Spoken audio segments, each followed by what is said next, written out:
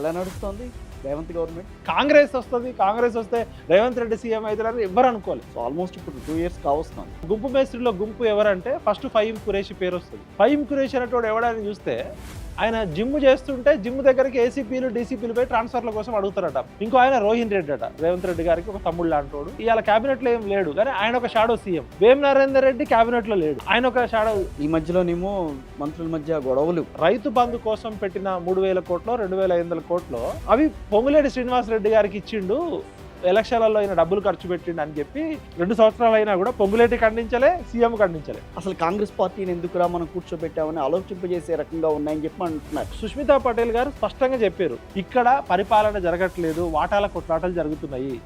మా అమ్మ దేవాదాయ శాఖ మంత్రి మేడారంలో ఒక 70 కోట్ల కాంట్రాక్ట్ తోటి మా డిపార్ట్మెంట్లో మేము మింగుదాం అనుకుంటే వీడోడు పొంగులేటి శ్రీనివాస్ రెడ్డి గారు వచ్చి మా డిపార్ట్మెంట్లో ఏరి పెడుతుడు. దక్షిణాదిలో కాంగ్రెస్ పార్టీ నామరూపాలు లేకుండా పోయే పరిస్థితులు వస్తున్నాయి. మీరు మైక్ పట్టుకొని 10 మంది దగ్గరికి పోతే కాంగ్రెస్ పార్టీని ఓడిస్తామని చెప్పట్లే, కాంగ్రెస్ పార్టీని బొందబెడతాం, మళ్ళీ ఎప్పటికీ భూమి మీద రావద్దు అంటున్నారు. ఎవడో కొడుకులు చెప్పులతో కొడతామంటున్నారు. కొడంగల్, నాగర్ కర్నూలు అటు కూడా పోతే కూడా ఇంకే కాంగ్రెస్ కార్యకర్తలే తిడుతున్నారు. కరెక్ట్. ఈ పంచాయతీలు ఎందుకు వస్తున్నాయి?